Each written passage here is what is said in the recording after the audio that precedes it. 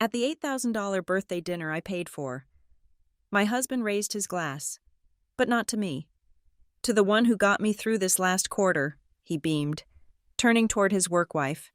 I sat straight, a polite spectator with a napkin in my lap, while my 3-week plan ticked silently into place.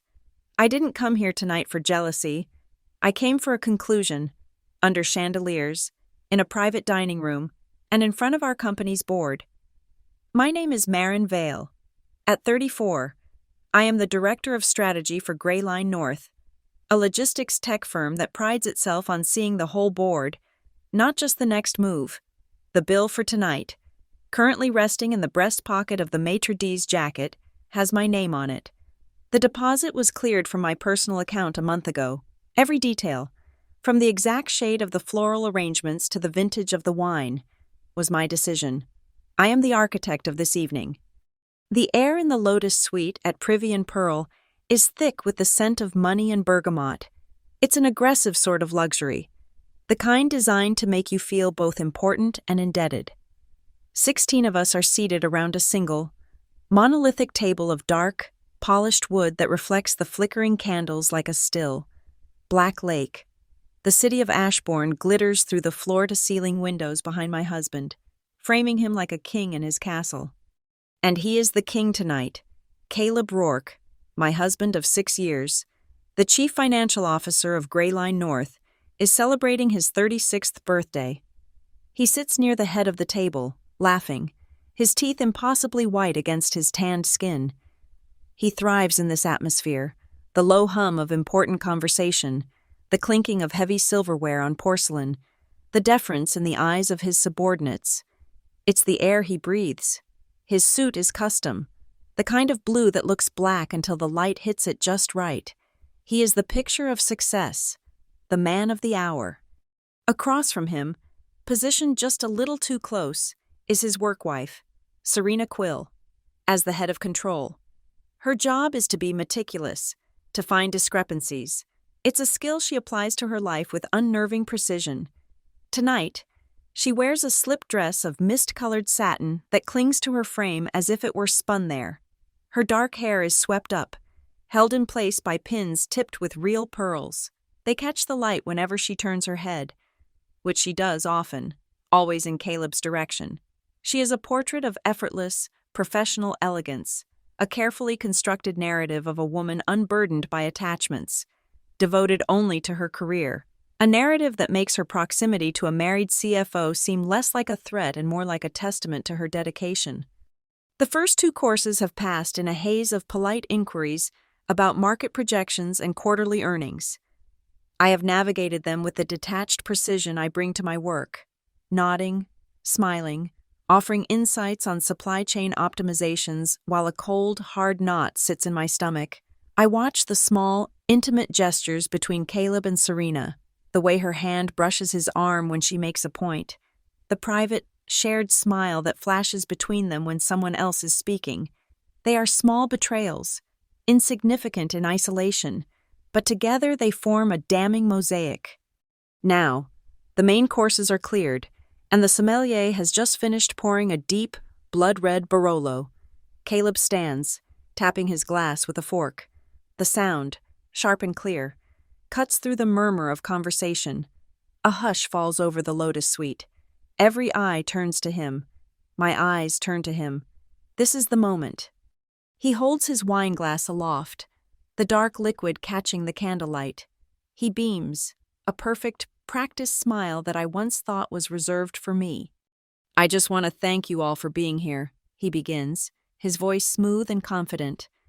36. They say it's the new 26. A ripple of polite laughter. This past year has been one for the books. We've navigated some choppy waters at Gray Line, but we've come out stronger than ever, and I couldn't have done it without my team. His eyes scan the table, acknowledging the senior VPs, the department heads. He even gives a nod to the junior analyst who Serena insisted they invite. Then his gaze lands, and it sticks.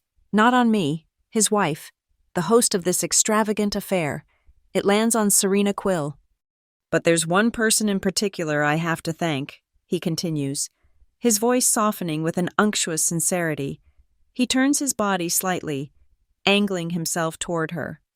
To the one who was in the trenches with me every single night, the one who kept the ship steady when the storm hit, the one who got me through this last quarter. He raises his glass higher. To Serena. The name hangs in the air, a bell tolling just for me. The room erupts in a chorus of supportive murmurs and the clinking of glasses. To Serena, they echo. Serena, for her part, looks down with a display of blushing humility, a small, triumphant smile playing on her lips. She lifts her own glass, her eyes meeting Caleb's over the rim in a silent, conspiratorial toast. I do not move. I do not flinch. I perform my role flawlessly. I raise my own glass, a serene smile fixed on my face. I tilt my head, a gesture of shared pride, as if his success and her contribution are extensions of our marital unity. Inside, a glacier is calving. The smile feels brittle, like a mask of porcelain that might crack at any moment, but it holds. At the far end of the table, Gideon March, the interim chairman of Greyline, watches the exchange. He is a man in his late 60s, with eyes that seem to see the calculations behind every word. He doesn't smile. He simply observes, his head tilted slightly, as if weighing the sentiment against some internal ledger. His gaze flickers from Caleb to Serena, and then, for a long, assessing moment, to me. I meet his eyes and give a small, confirming nod. The perfect corporate wife. He looks away, his expression unreadable, but I know he has filed this moment away. He misses nothing. And now, Caleb says, his arm still gesturing toward the large, blank wall at the end of the suite. I believe Serena put together a little trip down memory lane for us. This is my cue. Serena feigns surprise, though she's the one who sent me the file link yesterday with a sickly sweet note. Marin, thought you should see this first. Maybe you have some family photos to add? You're his wife, after all. I had replied with a simple, thank you, it's perfect as is. The lights dim automatically. A hidden projector screen descends from the ceiling. Caleb looks boyishly excited, unaware that he is about to press the detonator on his own life. He doesn't know that the link Serena sent me was to a shared folder on the company's cloud server. He doesn't know that as a director with top-tier administrative privileges he's forgotten I have, I can swap a file in a shared folder without changing the original link name. The slideshow he is about to play is not the one Serena so carefully curated with photos of his corporate triumphs and their late-night work sessions. Oh, the photos are there, but they are now embedded with something more. Every image of them laughing over spreadsheets at 11 p.m. is now watermarked with legally admissible metadata pulled from the server logs. File creation timestamps, GPS data from the devices used, and cross-references to his corporate calendar entries. Each smiling picture is a piece of evidence. Each celebratory shot is an exhibit in a case I have been building for 3 silent weeks. Caleb picks up a small remote from the table, a feature I specifically requested from the restaurant's AV team. He points it at the screen. The sound of his toast still echoes in my ears. It wasn't just an insult. It was a signal, the final data point I needed. He clicks the button. The toast is over. The fine, intricate gears of my own clockwork mechanism have just begun to turn. The first image on the screen is of Caleb and me on our wedding day. It's a classic, tasteful shot. We are standing at the top of the grand staircase at St. Bellerose Hall, a venue chosen for its dramatic, almost theatrical symmetry. St. Bellerose was built with 2 identical, sweeping staircases that descend from a shared landing to opposite sides of the grand ballroom. A mirror image, on our wedding day. I descended the eastern stair, the one whose banister was worn smooth by a century of hands, the one built from the heartwood of the estate's oldest oak. It felt solid, rooted, dependable. Caleb descended the western stair, the one that caught the afternoon sun through the stained glass, casting long, distorted shadows on the marble floor below. He was always more comfortable in the shifting light, in the shadows, the place where perception could be curated. Even then, the foundation of our partnership was built on this dichotomy.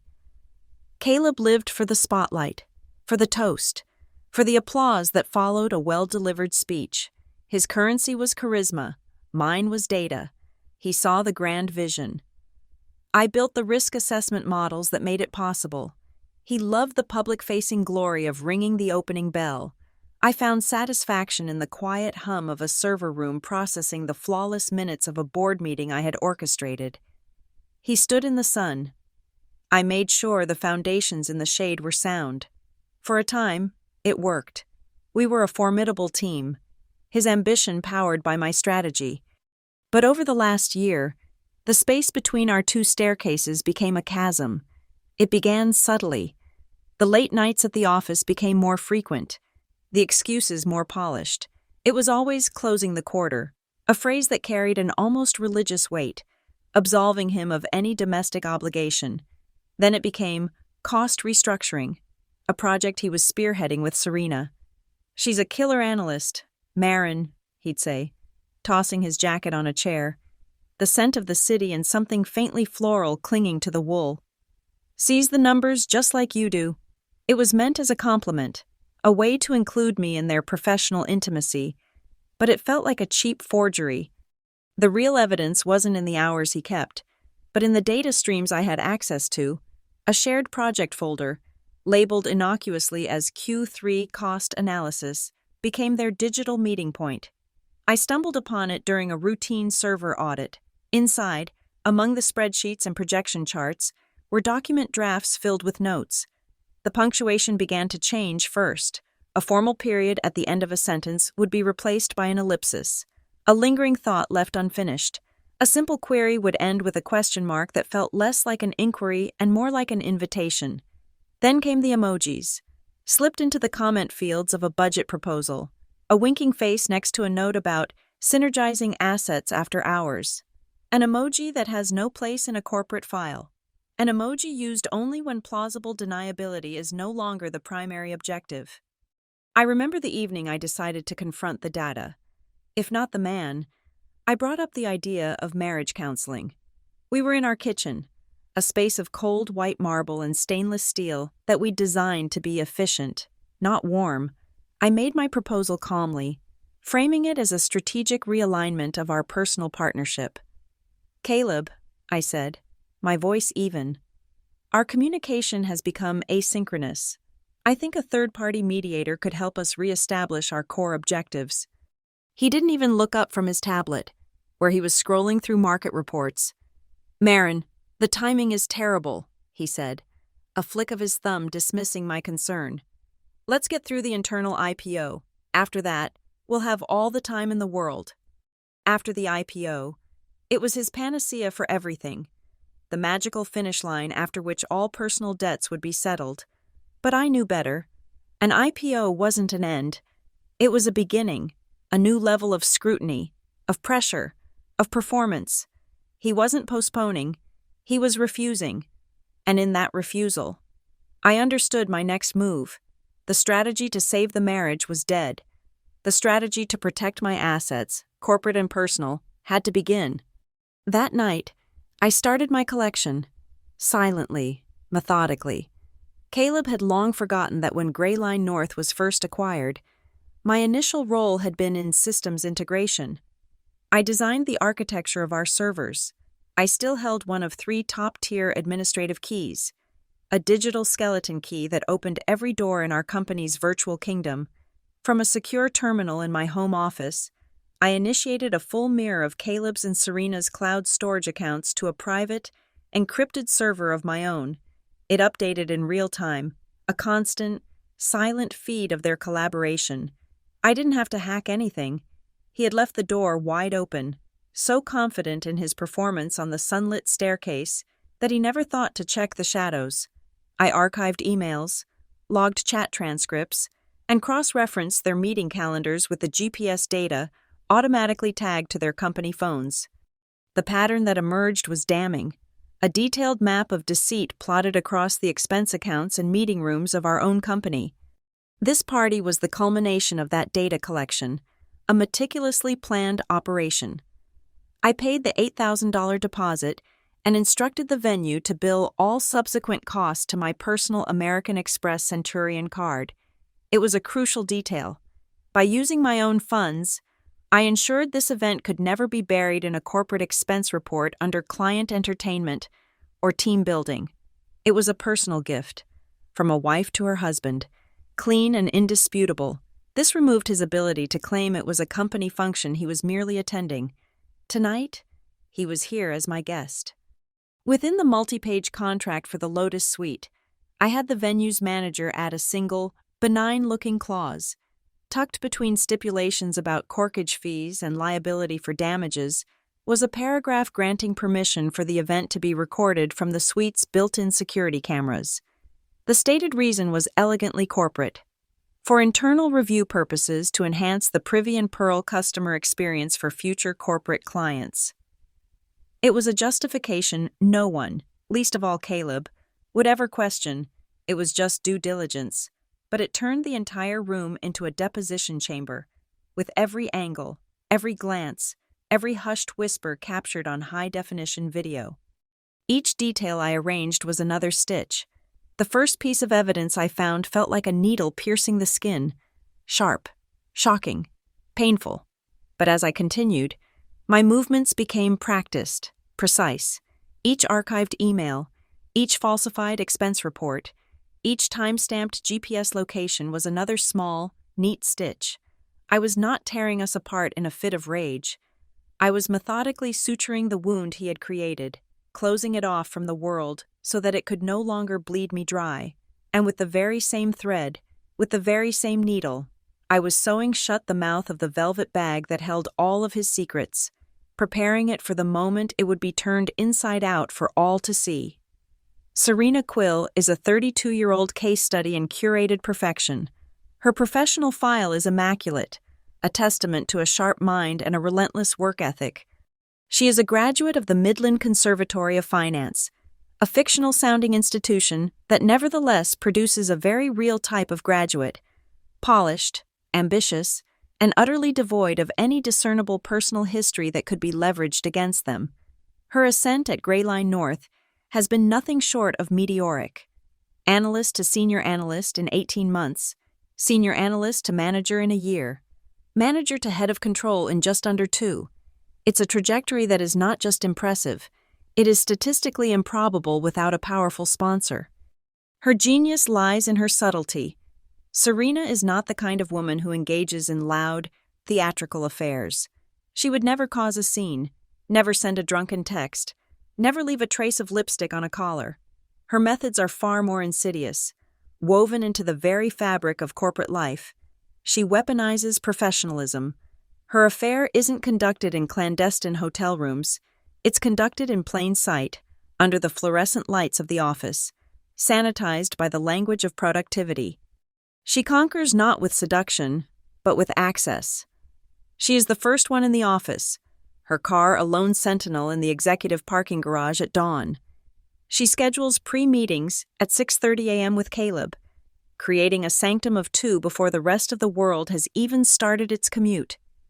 By the time I would be pouring my first coffee at home, they would have already established a shared intimacy, a united front against the challenges of the day. She'd leave a fresh coffee on his desk, not from the office kitchen, but from the artisanal cafe 2 blocks away, the one he prefers. It was a gesture that said, "I know you, I anticipate your needs, I am here." It was a domestic act disguised as professional courtesy, a quiet staking of territory. In the ecosystem of Gray Line North, Serena has carefully cultivated a specific narrative for herself. The brilliant, unburdened female professional. She is single, childless, and seemingly married only to her career. This persona is her greatest shield. It allows the board members, the VPs, the entire audience at this dinner to view her intense, often inappropriate, closeness to my husband not as a moral failing, but as the unfortunate but understandable side effect of supreme dedication.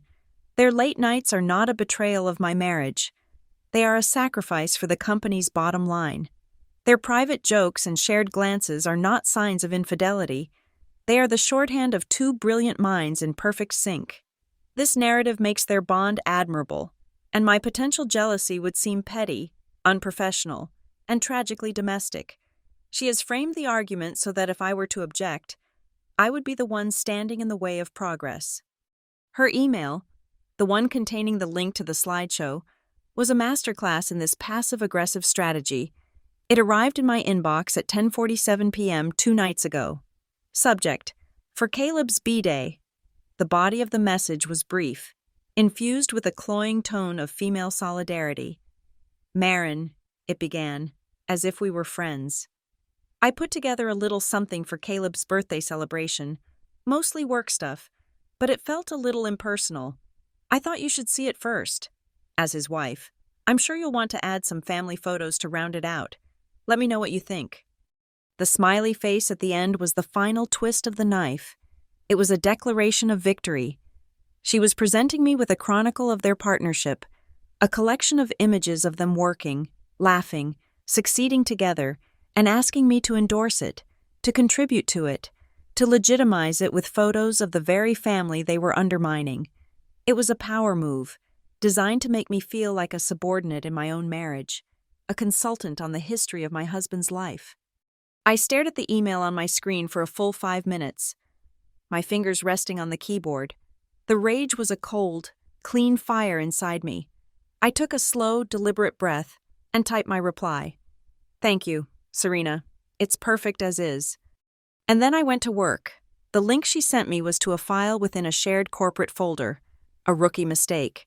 She assumed I would either add my photos, making me complicit, or refuse, making me look bitter. She never considered the third option, that I would use her own weapon against her. I opened the folder not as Marin Vale, the wife, but as M. Vale Admin, the system architect. I didn't add photos. I added layers. I embedded transparent data fields into her curated images. Beneath a photo of her and Caleb smiling proudly over a finalized budget, I overlaid a screenshot of the corresponding expense report, one where a $15,000 corporate training seminar in Napa Valley was approved by Caleb with the standard two-factor cross-check protocol, disabled by an override from Serena's terminal. An override executed at 9:15 p.m. on a Saturday. There was no seminar. It was a weekend trip, paid for by company shareholders, hidden behind a disabled security feature. I found 3 such instances, each one a neat, tidy package of fraud, each one now a permanent, invisible layer on her celebratory slideshow. My investigation of her had become an obsession, a counter-project running parallel to hers. I noticed things, a few months ago, in a photo from that very Napa trip posted on a junior employee's social media. I zoomed in on Serena's wrist. There was a tiny, silvery line, a fresh scratch. It was nothing. A detail anyone else would ignore, but I had cross-referenced the expense reports from that weekend. Alongside the hotel and fine dining receipts was a charge from an outdoor adventure company for a zip-lining excursion for 2. Caleb came home that Sunday with a matching faint scar on his forearm, which he claimed came from a mishap with a file cabinet. The data and the physical evidence matched. Her emails, too, were a treasure trove. She was careful, but not careful enough. Grayline's enterprise email system automatically embeds a digital signature in the metadata of every message sent from a company device, logging the device ID and its IP address. Multiple emails she sent to Caleb, time-stamped during work hours and professing to be from her desk at headquarters, carried the IP address of the boutique hotel 2 blocks from our apartment. She thought she was invisible, moving through the dark in pristine white gloves, leaving no fingerprints, but she was mistaken. White gloves, when they touch red wine, still carry the stain. The stain is just cleaner, the outlines more precise. I never needed to find a photo of them kissing. I never needed a witness to a secret meeting. That kind of evidence is messy, emotional, easy to dismiss as the scorn of a jealous wife. My evidence was clean, cold, and corporate. It was about protocols violated and funds misallocated. It was about fiduciary duty and conflicts of interest. I didn't need to make Serena Quill look like a bad woman. I just needed to prove that she was a bad employee, a liability, I needed to make the truth visible, and I needed to make it visible at exactly the right time, in front of exactly the right people. The slideshow begins, not with a bang, but with a soft, cross-dissolve transition. The first image is innocuous, calculated to lull the room into a state of sentimental comfort. It's Caleb at last year's company charity run, looking athletic and noble as he crosses the finish line. The audience murmurs in appreciation. This is the surface layer, the presentation Serena built. It is a slick, professional fabrication of a man's life, told through carefully selected, company-approved moments. But beneath this glossy veneer lies my architecture, a digital substrate of pure, irrefutable data. Every image file in this presentation is now a two-layered construct. The visible layer is the photograph, the JPEG that everyone sees. The invisible layer, embedded deep within the file's EXIF data and as a transparent metadata overlay, contains the corresponding truth. It's a silent annotation, a footnote for the prosecution that is visible only when specifically queried by an administrative command, a command that will be triggered later tonight. The next slide appears, a triumphant group shot from the Gray Line North team-building retreat at a coastal resort called Salt Reach. Caleb and Serena are standing near the center, laughing, their heads close together. It looks like the perfect image of corporate camaraderie, but my embedded note on this particular slide is tied not to them, but to a seemingly unrelated detail. Hidden in the metadata is a cross-reference to the company's vehicle insurance policy. The note reads, Auto Insurance Policy, GLN 45B, Premium X2, April, see Incident Report 734. File access restricted. The incident report, which I had unrestricted an hour before this dinner, details a late-night, single-vehicle accident involving a company car registered to Caleb. The damage was significant, the report was buried, and the insurance spike was quietly absorbed into the quarterly operating budget by Serena's department. The photo captures their triumphant return after a secret was successfully hidden. Next comes a short video montage, a series of 30-second clips of various employees offering birthday wishes. It's heartwarming, cheesy, and utterly effective. As the video plays, subtitles appear at the bottom of the screen. This was my most delicate piece of work. When Serena sent me the original video file, I ran it through Grayline's standard auto-captioning software, which uses voice recognition to generate text, and saved the resulting subtitle file. The software is good, but not perfect. It made a few predictable errors, mistaking growth for growth and misspelling a few names. Then, I replaced Serena's pristine video file with my modified version. On the surface, it's identical. However, I very subtly altered the audio in two of the clips, slightly muffling a single word in each. Now, as the video plays for the room, the auto-captioning displays glaring, nonsensical errors on those two words. To a casual observer, it's a minor technical glitch, but to a systems auditor, it is an ironclad piece of proof. It proves that the subtitle file was generated from a different version of the audio track. It proves that the original file was tampered with, that the version being played tonight is not the one Serena placed in the folder. It establishes a clear chain of custody for the evidence, leading directly back to my administrative access log. I have not just replaced her slideshow. I have created a permanent, verifiable record of the replacement itself. Every 3 or 4 of these sentimental slides, my programming inserts a single, nearly subliminal frame. It is a flash frame, visible for only half a second, too fast for the conscious mind to process, but slow enough for the high frame rate security cameras I requested to capture it with perfect clarity. These frames contain no smiling faces. They are stark, black and white screenshots of financial ledgers, server access logs, and lines of code from Grayline's expense reporting software. ExpenseGate 17. S. Quill Override Command. C. Rourke Approve Final. They are digital breadcrumbs, meaningless to the dinner guests.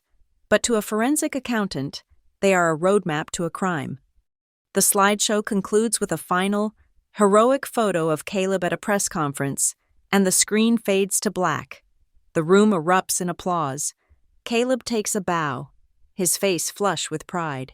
Serena looks like a proud producer accepting an award. Thank you, Caleb says, still beaming. But the night isn't over. My wife, Marin, always one to be ahead of the curve, has one more surprise for me. As if on cue, a new image materializes on the screen. It is a sleek, minimalist animation of a gift box, rotating slowly in a digital void. It's branded with the Gray Line North logo. This is my gift to him. I've framed it to everyone, including him, as an internal, commemorative NFT, a non-fungible token representing his leadership this year. In a tech company obsessed with the next big thing, it's the perfect, modern corporate gift. Caleb, who loves to appear knowledgeable about emerging technologies he barely understands, is visibly thrilled.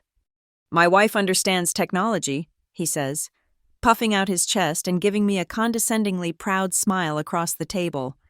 He is, of course, completely wrong. This is not an NFT. It is a key, a cryptographic smart contract disguised as a digital collectible. Within the token's code is a single, dormant command. When the registered recipient, Caleb Rourke, and only Caleb Rourke, accepts the gift by clicking on it, the smart contract will execute. It is programmed to do two things simultaneously. First, it will send a direct encrypted query to the deepest level of Grayline's financial servers.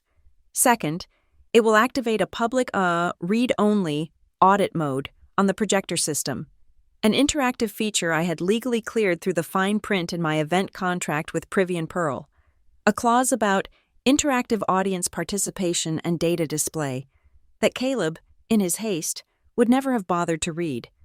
The system will then display the results of the query in real time, for everyone in this room to see. The complete, unfiltered log files of the financial control system he and Serena have been manipulating for the last 12 months. Hours before this dinner, when the Lotus Suite was empty, Serena did her due diligence.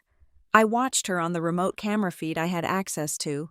She came in, spoke with the AV technician, and inserted a USB stick into the lecture to double-check her presentation. She saw her slideshow, exactly as she had designed it. It played perfectly. She felt secure. What she didn't know, and couldn't know, is that the file was programmed with a conditional trigger.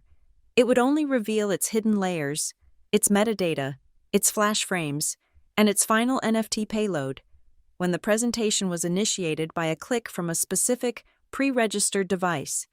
The small, elegant remote control now sitting on the table directly in front of my husband. The remote I had designated as the owner's key. And now, the moment has arrived. He wants to show the board, to show Gideon March, that his wife is not just strategic, but also technologically brilliant, that she supports him, that she adores him, that she celebrates him with cutting-edge tributes. He is about to perform the trick, unaware that he is both the magician and the man being sawn in half. He picks up the remote, his thumb hovering over the central button. The room is quiet, expectant. He looks at me, a final, confident smirk on his face. "To the future," he says. He aims the remote like a scepter and presses the button to accept his gift. The waiters move with practiced silence, their movements a choreographed ballet of service. They place the main course before us, a single, perfectly seared lobe of foie gras resting on a translucent pink block of Himalayan salt. The heat from the foie gras gently melts the salt beneath, creating its own seasoning in real time. Beside each plate, the sommelier finishes pouring the Barolo from a crystal decanter, the wine a dark, brooding red in the candlelight. In the corner of the suite, a live cellist, a detail I insisted upon, draws her bow across the strings.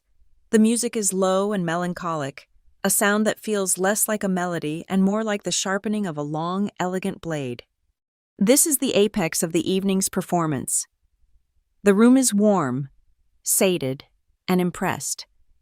Caleb sits at the center of it all, the benevolent king, soaking in the admiration. He lifts the small, sleek remote. The animated gift box on the screen pulses softly, waiting. "All right," Let's see what my brilliant wife has cooked up for me, he says, his voice booming with false modesty. He presses the central button. The click is soft, almost inaudible, but to me, it sounds like a gunshot. The gift box on screen spins and dissolves, not into a digital certificate as he expects, but into a high-resolution photograph. It's a picture of him and Serena, taken from a low angle, looking up at them as they huddle over a glowing laptop in his office. The clock on the wall behind them reads 11:53 p.m. It's an image of dedication, of partnership. Serena herself probably chose it for the original slideshow. Then it happens. For a flicker of a moment, an almost imperceptible flash, the image is replaced. A stark, black and white table of numbers and text fills the screen.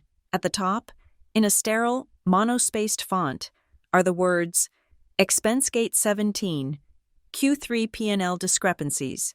And then, just as quickly, it's gone. The photo of Caleb and Serena returns, as if nothing happened. The entire event takes less than half a second. Most of the table blinks, perhaps registering a flicker in the projector bulb. Nothing more. But Gideon March does not blink. He is seated at the head of the table, his plate untouched. He doesn't move, save for a slow, deliberate tilt of his head. His eyes, narrowed slightly, remain fixed on the screen.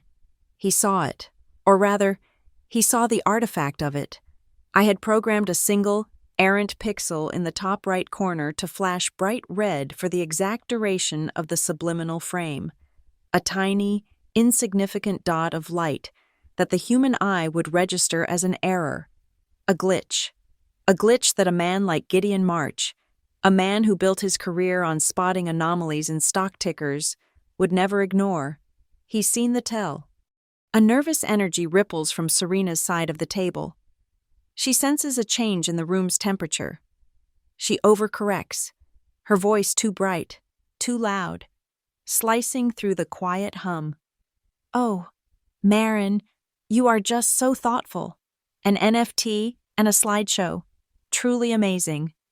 Her praise is a performance, her smile stretched a little too tight at the corners. The pitch of her voice is half a note higher than usual, a subtle frequency of panic. I meet her gaze from across the table. I don't smile.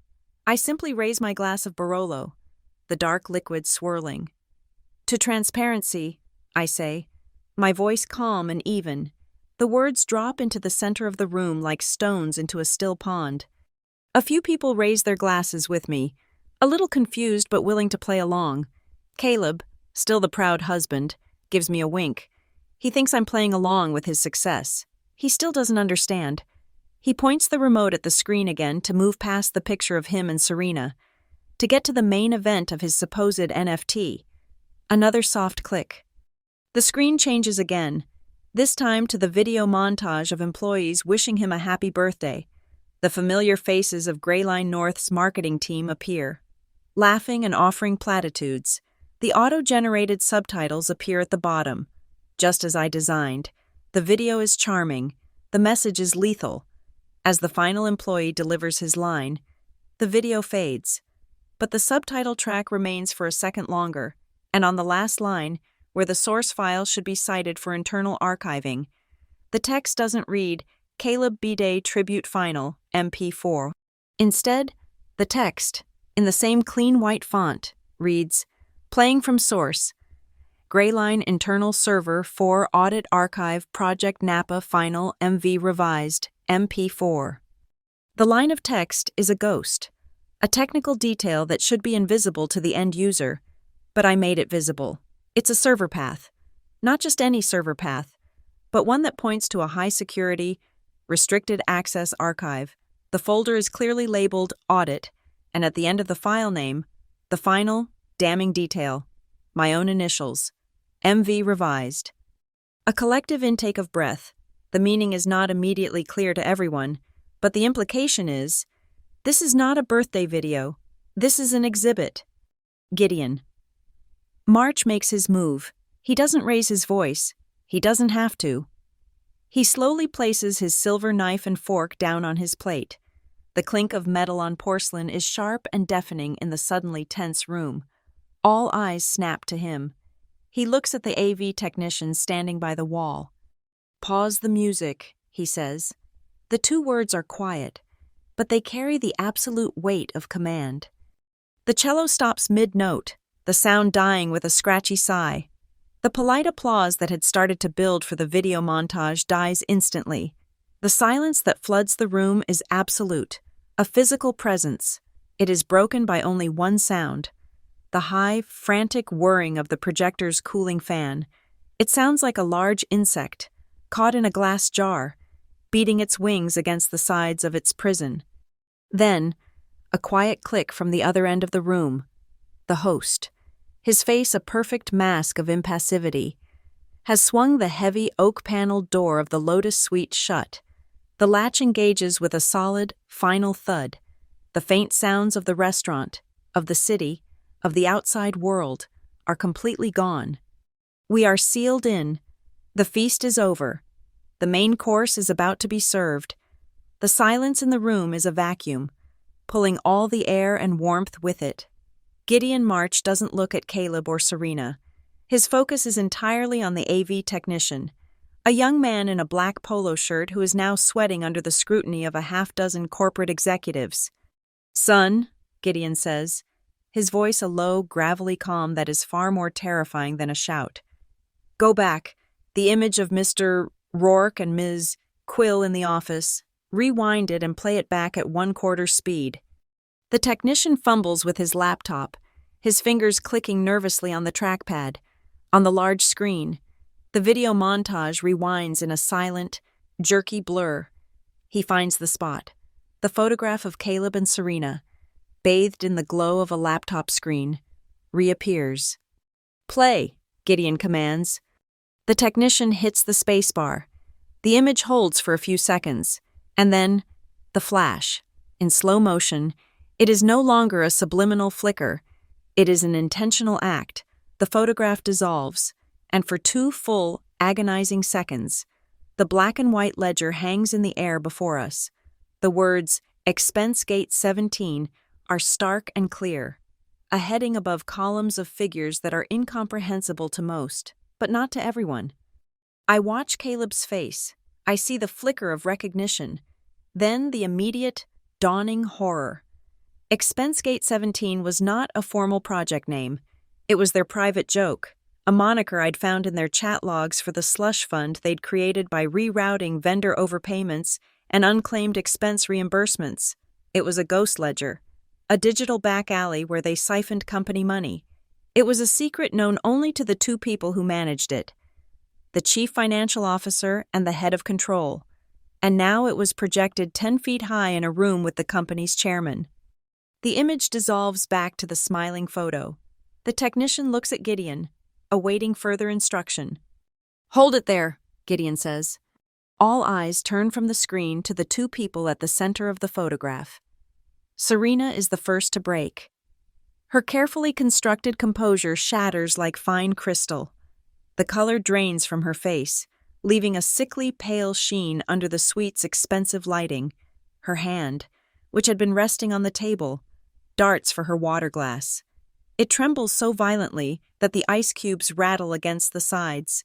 She brings the glass to her lips, but her hand is shaking too much to drink. A few drops of water spill onto the mist-colored satin of her dress, leaving a dark, spreading stain. The pristine white glove is off, and her hand is bare for all to see. Caleb, ever the performer, tries to salvage the scene. He forces a laugh. It is a terrible sound, sharp and brittle, and it echoes unnaturally in the dead quiet room.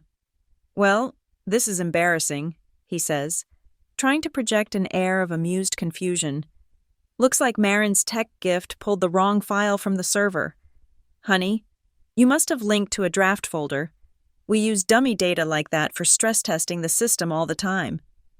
He looks around the table, seeking allies, seeking anyone who will buy his flimsy explanation. No one meets his eye. He turns to me, his smile becoming a desperate, pleading grimace. "Marin, just turn it off. It's a simple mistake." I don't answer him. I don't even look at him. My gaze is fixed on the screen. I slowly reach into my clutch and retrieve my phone.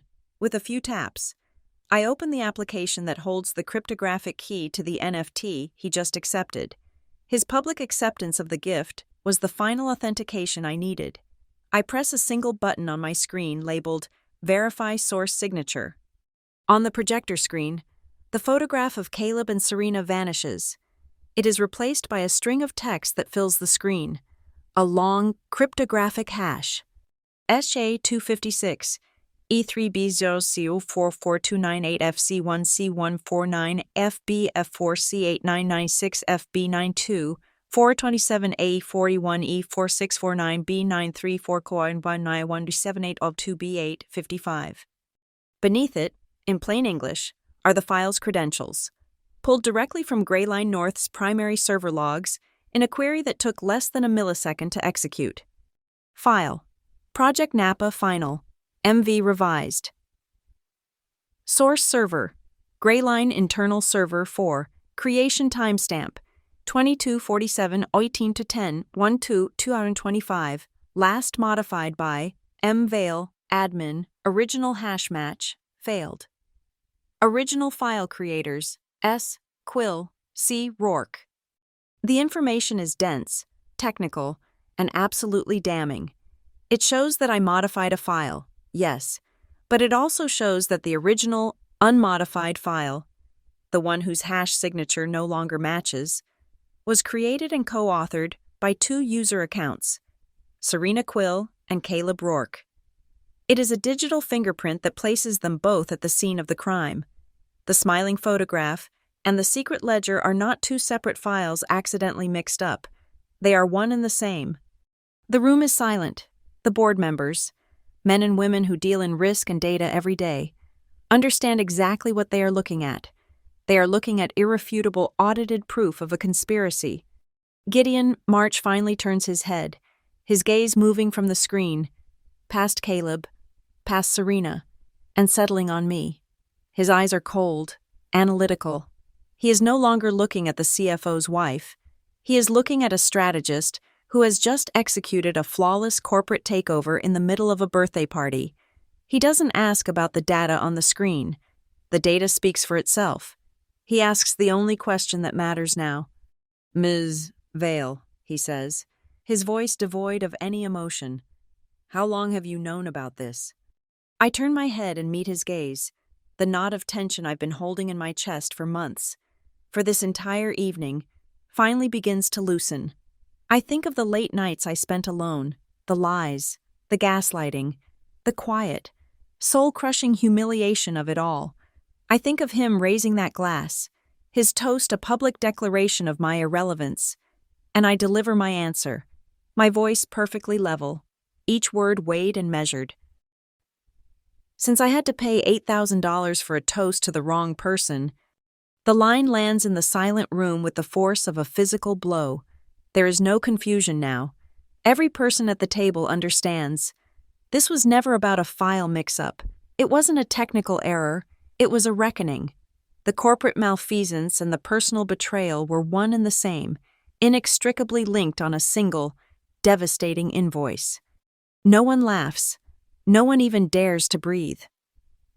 The festive atmosphere of the birthday dinner has completely evaporated, replaced by the sterile, unforgiving chill of a boardroom during a hostile audit.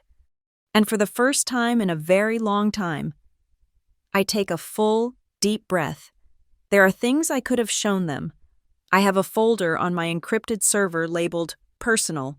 It contains screenshots of text messages that are not about work, hotel receipts that were not expensed to the company, and a short video clip, forwarded to me by a sympathetic junior employee, of Caleb and Serena dancing far too closely at an off-site conference after-party. I could have projected those images. I could have destroyed my husband by revealing his infidelity. But that was never the point. To reveal the affair would have been to accept the role Serena had written for me, the scorned, emotional wife. My pain would have become the subject, my jealousy, the motive.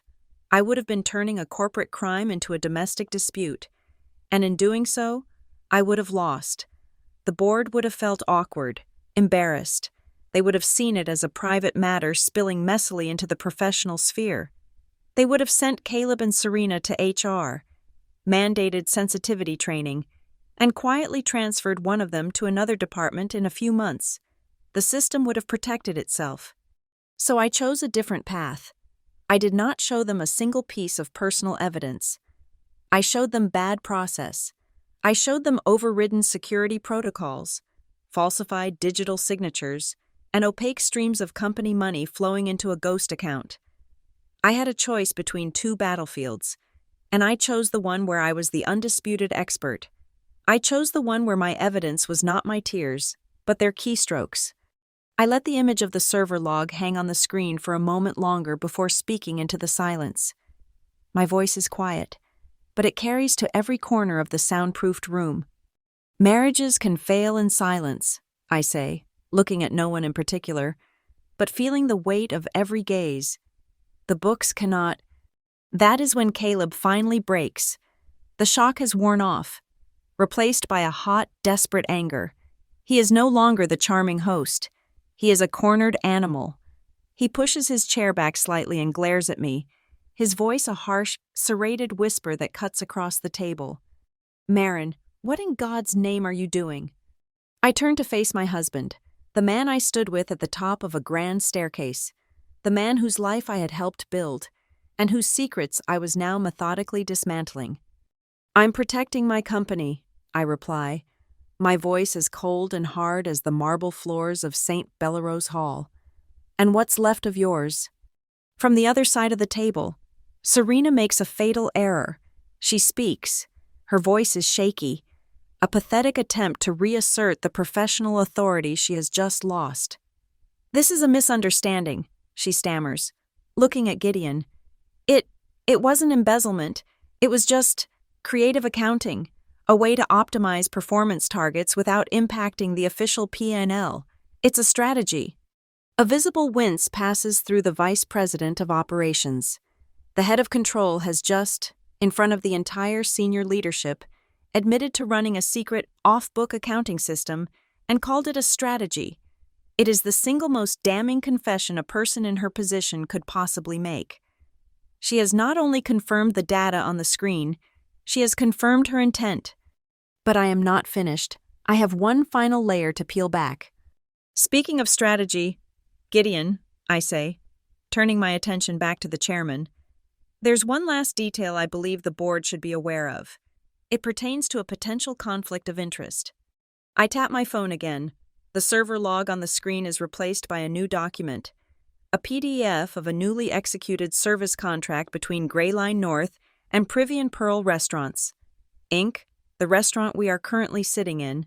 The contract, for logistics and supply chain optimization, is worth a significant amount. "As of last month," I continue, narrating the document on the screen, "Privy and Pearl is a new client of Greyline's, a promising one. The contract was fast-tracked." I swipe, and a new document appears. It is an internal expense authorization form. And as part of the client onboarding package, a budget was allocated for partner hospitality and entertainment, an allowance of $8,000, to be precise. The number hangs in the air, the same number from my earlier statement. I let it sink in before I deliver the final blow. I swipe one last time. An image of the approved expense voucher appears on the screen. Line item: client hosting dinner event, Privy and Pearl. Amount: $8,000.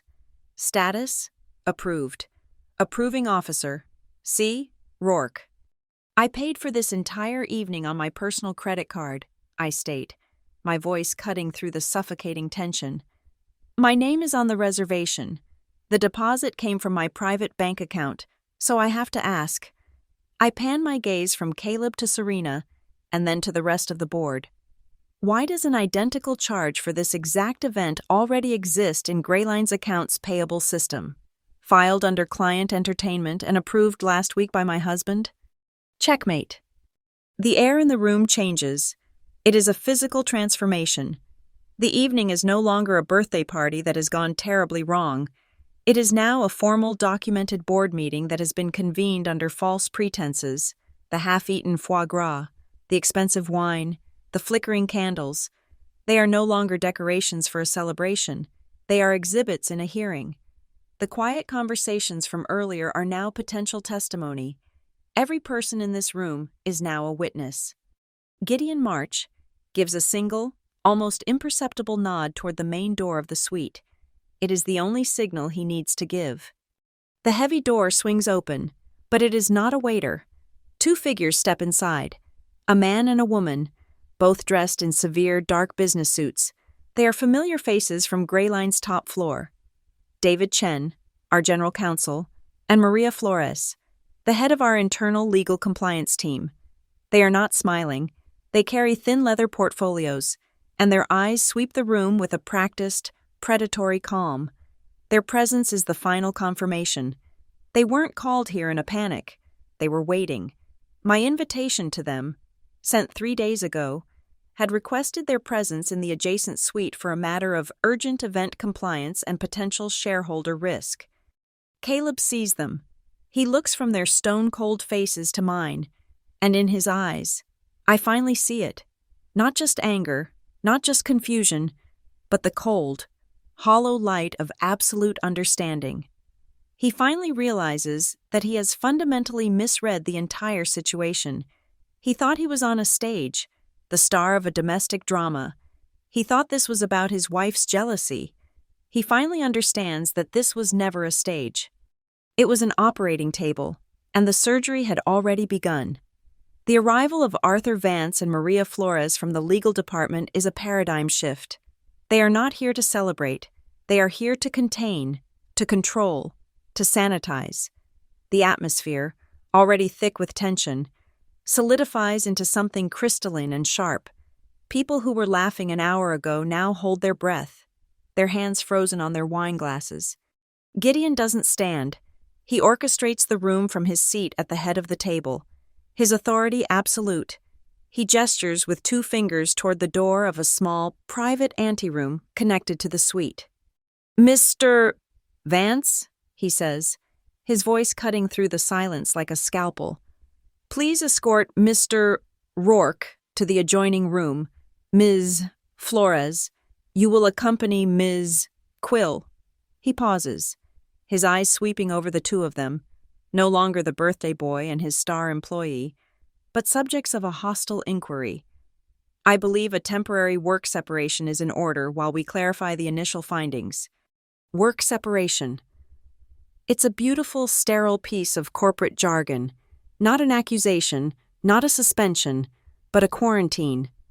Caleb opens his mouth to protest, a flicker of his old, entitled bluster returning. But a single, hard look from Gideon freezes the words in his throat. Serena is utterly broken. She rises from her chair like a marionette with its strings cut, her movements jerky and uncoordinated. Maria Flores places a firm, guiding hand on her elbow, and Serena allows herself to be led away without a word, her gaze fixed on the floor. Arthur Vance, a man whose face seems incapable of expression, waits for Caleb. My husband stands, knocking his chair back slightly. He looks around the table, at the faces of the colleagues who toasted him just minutes ago, and finds nothing. No support, no sympathy, only a mixture of fear and a grim, professional curiosity. He is no longer one of them. He has been excised from the herd. Vance gestures toward the door, and Caleb, his shoulders slumped in defeat, follows him out of the room. The door to the anteroom clicks shut, leaving the remaining 12 of us in a state of suspended animation. Gideon lets the silence sit for a moment, allowing the full gravity of the situation to settle. Then, he turns back to the table, his demeanor all business. "What we have just witnessed," he begins, his voice low and steady, "is a preliminary presentation of data suggesting a significant breach of fiduciary duty and a catastrophic failure of internal controls." He looks from one vice president to the next. "The integrity of the upcoming internal IPO is now compromised. We need to act with immediate and overwhelming force. We need a full top-to-bottom forensic re-audit of the last 4 quarters, and we need someone to lead it, someone with unimpeachable knowledge of our systems and no prior exposure to the compromised departments." A subtle, collective shifting occurs around the table. It's the sound of power creating a vacuum. Chairs scrape back a fraction of an inch. Eyes that were wide with shock a moment ago now become intensely focused on the polished surface of the table, on the patterns in the wood grain, on anything but Gideon. No one wants this. This is not a promotion. It is a poisoned chalice. An assignment to dig through the financial filth of their friends and colleagues. A job that will create enemies and end careers. And then, one by one, their gazes begin to lift. They move slowly, reluctantly, as if pulled by an invisible force. The VP of Operations looks up, his eyes finding mine. The head of logistics follows suit. Soon, every person at the table is looking at me. It is an involuntary, instinctual reaction, like compass needles all snapping to point toward the true magnetic north. I am the one who brought the data. I am the one who built the trap. I am the one who understands the architecture of the crime. I don't wait for Gideon to ask. I claim the position that is now, by default, mine. I'll lead the review, I state, my voice clear and unwavering. It is not an offer. It is a declaration. I hold Gideon's gaze. But I have one condition. Name it, he says, his expression unreadable. To ensure the absolute integrity of the process, and to eliminate any possible conflict of interest, or even the appearance of one, I say, using the precise language of corporate governance. Caleb Rourke must be placed on immediate and indefinite administrative leave. His system access must be revoked, effective now, pending the final conclusion of the full audit. There is no hesitation. Gideon doesn't need to consult a committee or review a charter. He is the chairman, and he is acting to stop the bleeding. Agreed, he says instantly. Under Article 12, Section B of the Gray Line North Emergency Corporate Bylaws, I have the authority to enact temporary leadership changes to protect shareholder assets. Consider it done. As if summoned by the finality of Gideon's words, a new player enters the scene. The maitre d' reappears at the door, this time accompanied by a woman in a sharp conservative suit who is clearly not a member of the restaurant staff. Mr. March, the maitre d' says, this is our legal counsel. You requested a copy of the event's security recordings. The lawyer steps forward, holding up a slim tablet. As stipulated in the event contract signed by Ms. Marin Vale, she announces, her voice crisp and formal. All activity within the Lotus Suite has been recorded from 4 separate angles. We can provide you with the unedited, time-stamped digital files immediately.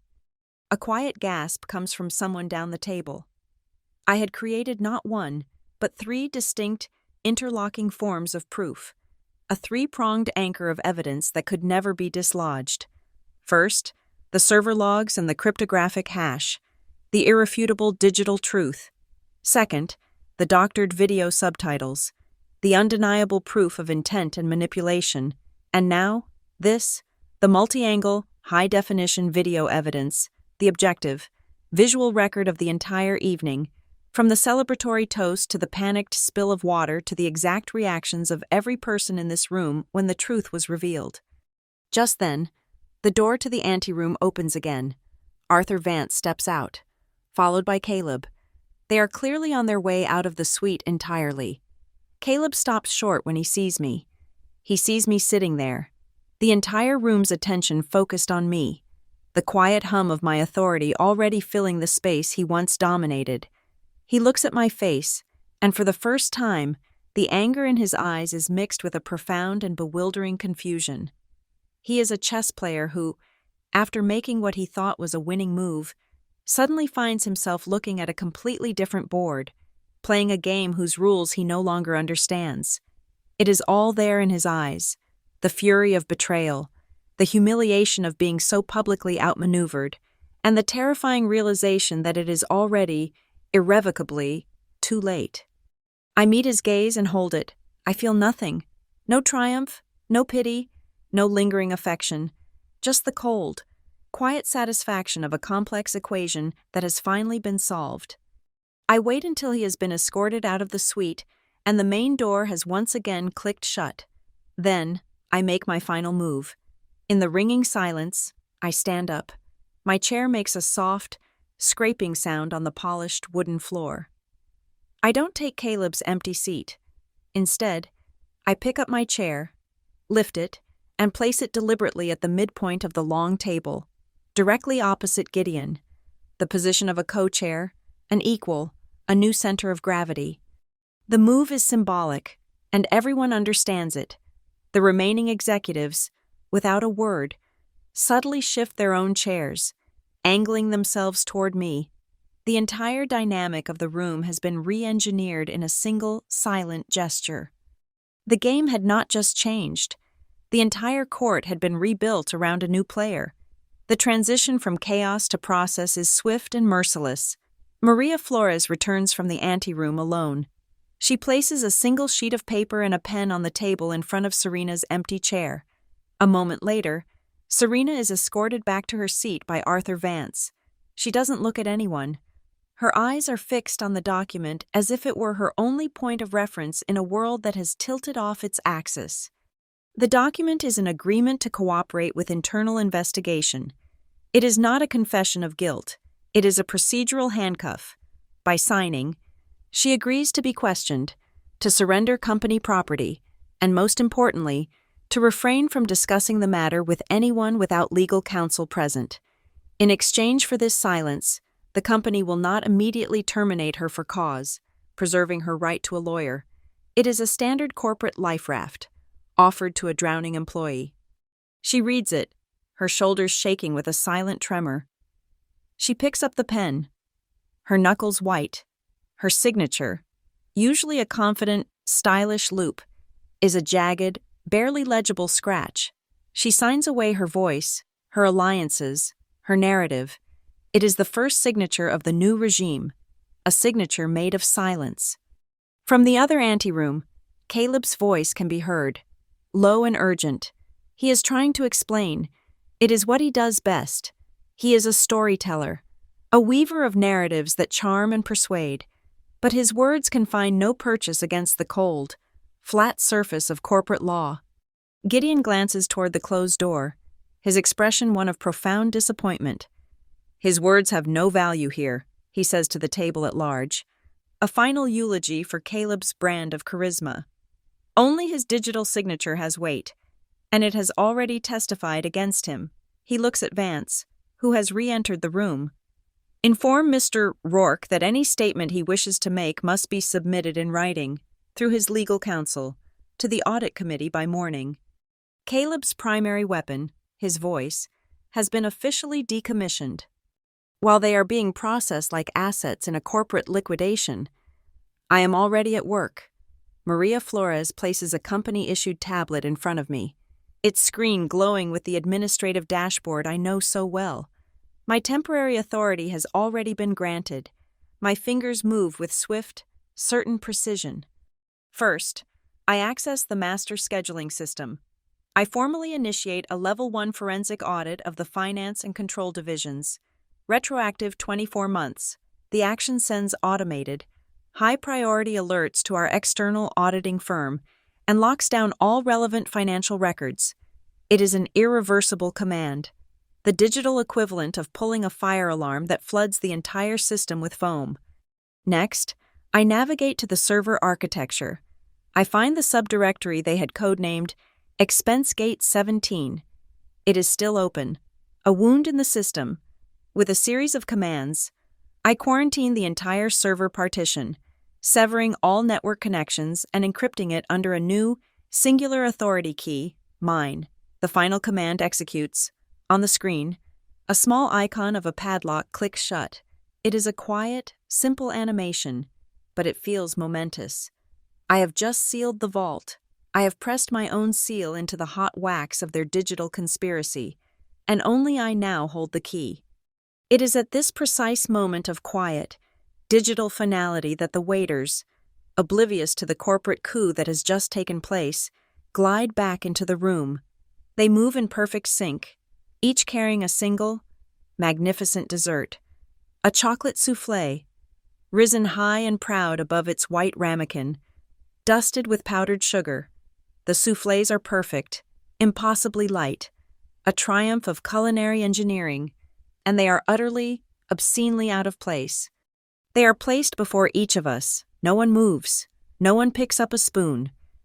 We all just stare at the beautiful, doomed creations as they begin their slow, inevitable collapse, deflating under the weight of the cold, silent air in the room. The death of the soufflés is the real end of the party. I push the tablet away. My work here, for tonight, is done. I stand, my own chair scraping softly against the floor. I pick up my wine glass, the last of the deep red Barolo still inside. Every eye at the table lifts to meet mine. To the truth, I say, my voice steady, no matter how expensive. I take a sip and place the glass back on the table. There is no answering toast. There is no applause. There is only a series of small, almost imperceptible nods. From the VP of Operations, I see a flicker of profound relief in his eyes. He is a good man who has been unknowingly presiding over a corrupt department. I have not just exposed a crime. I have given him his company back. My part in this scene is over. I collect my clutch from the table and walk toward the door where the maitre d' is waiting. I hand him a slim black envelope. For you, I say. The bill has been settled in full. This is just for your records. Inside the envelope is the final, signed credit card receipt from my personal account. Tucked behind it is a small, folded note on my own personal stationery, addressed to the Gray Line North Accounting Department. It contains a single, handwritten sentence. Event 251012, Privy and Pearl. Do not process invoice 7894. This was a private event, not a client expense. I am closing the loop, correcting the record with ink and paper, a final, analog repudiation of their digital lie. As I turn to leave, I hear a small, metallic skittering sound across the marble floor by the doorway. I look down. It is the cap from a fountain pen, sterling silver, gleaming under the chandelier light. It has rolled to a stop just beside the toe of my shoe. I recognize it instantly. It's Caleb's Mont Blanc, the one I gave him for his 35th birthday. It must have fallen from his pocket as he was being escorted out. Slowly, I bend down and pick it up. The metal is cool and heavy in my palm. It is the instrument of his authority, the tool he used to sign his name to the documents that built his career, and to the lies that ended it. I hold it for a moment, then walk back to the deserted end of the table where he sat. I don't look at anyone. I simply place the silver cap on the polished dark wood, right next to his folded, untouched napkin. I don't say a word. The gesture is silent, but its meaning is absolute. He will understand. A signature is an ending, a final mark that closes a chapter.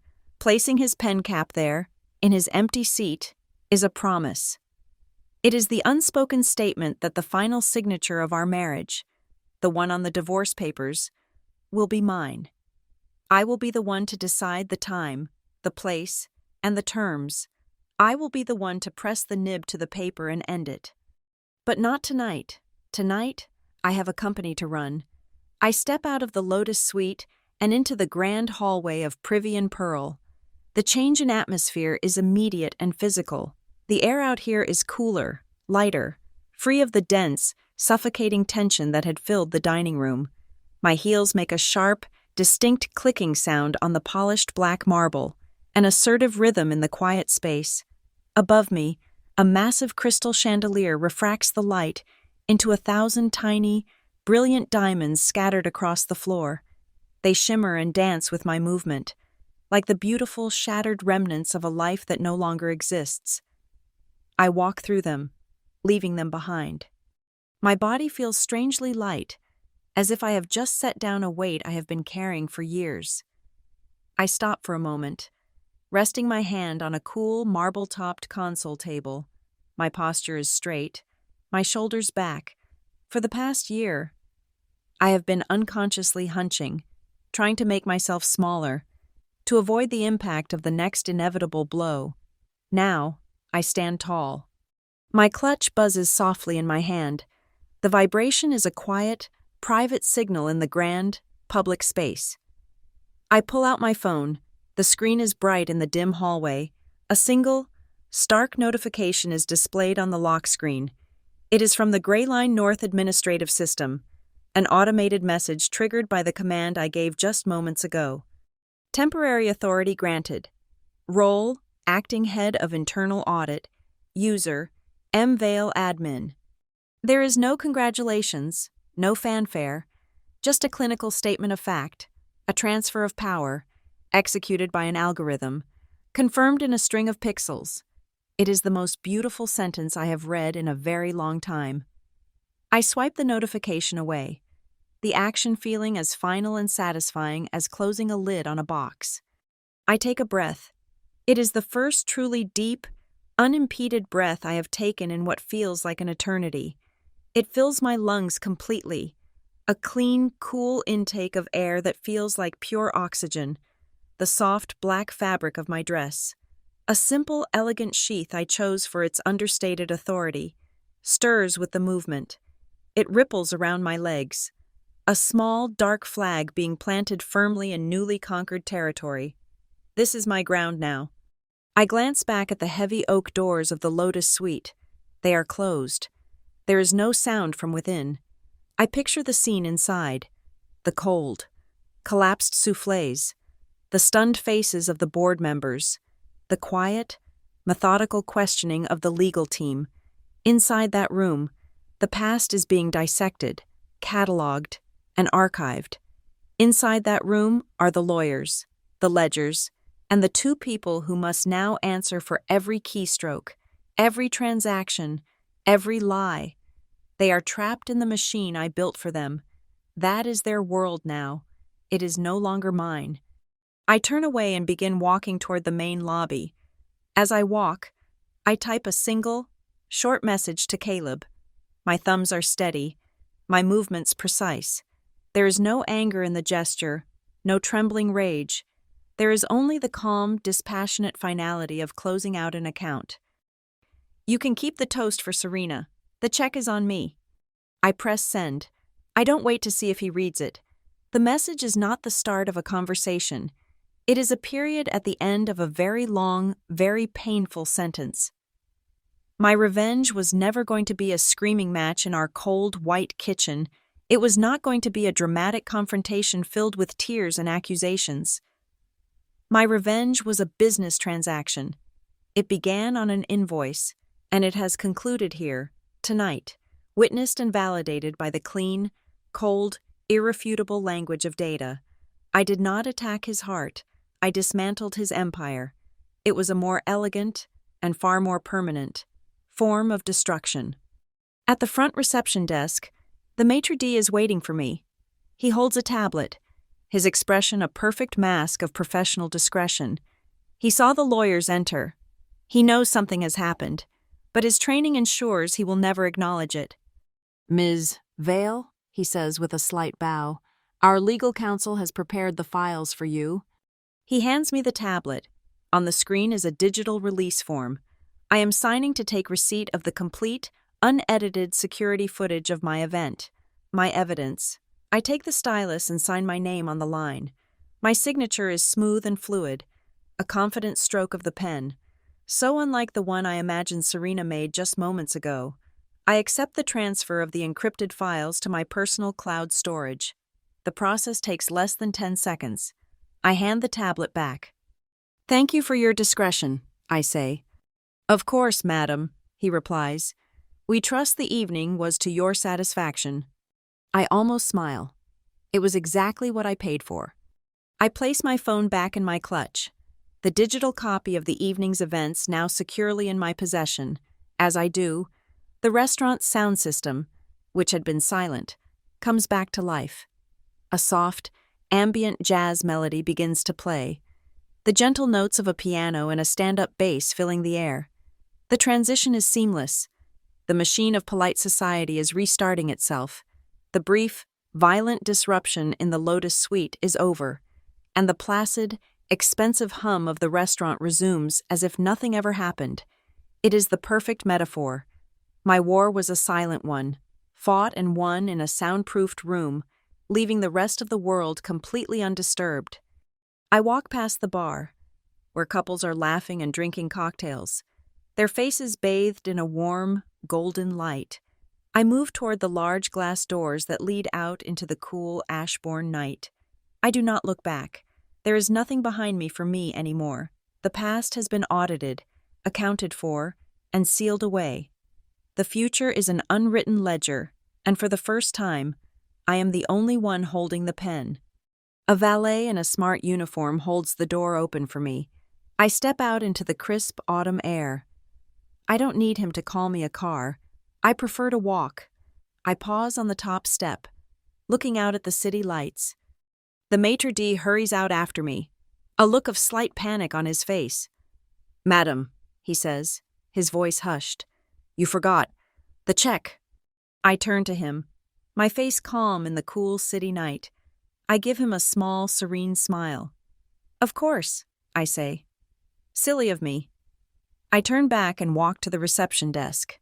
The final detail of a perfectly executed plan. "The check, please." Thank you for listening to this story. Let me know in the comments where you're tuning in from. I'd love to see how far this story has traveled. If you enjoyed this, please consider subscribing to the channel and liking this video. Every bit of support helps. And if you want to help even more, please hit that hype button to share this story with as many people as possible.